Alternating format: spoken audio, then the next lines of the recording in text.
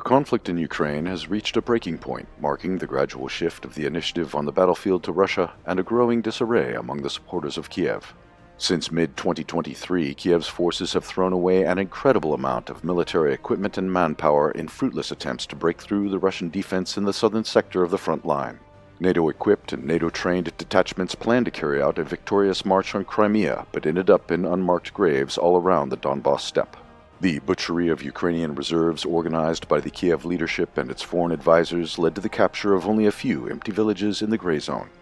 By February of 2024, a crack had formed in the parallel reality existing in the mainstream media coverage and statements of US and EU diplomats.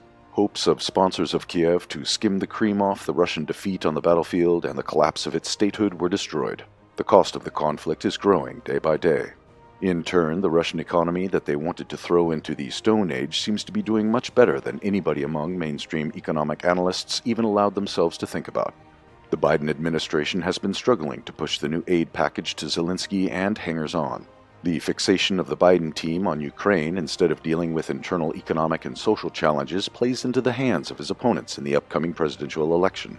From the useful tool in the standoff with Russia, Ukraine became a bargaining chip in internal political games. Both Democrats and Republicans would be happy to move away from this situation by laying blame on the failure on their opponents. European minions of Washington are in an even more complex situation. They have already undermined their own economical potential and burned a lot of bridges with Russia.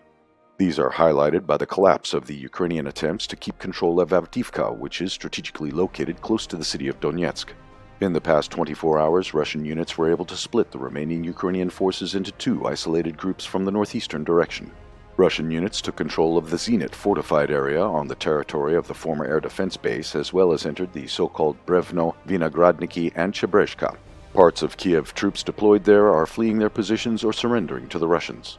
Meanwhile, General Alexander Tarnavsky, the head of the Operational Strategic Group of the Ukrainian Armed Forces active in Avdeevka, claimed that all is under control and his forces are just carrying out a maneuver.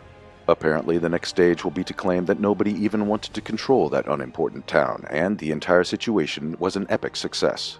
No surprise, even the most dedicated supporters of Kiev have doubts about the prospects of the regime.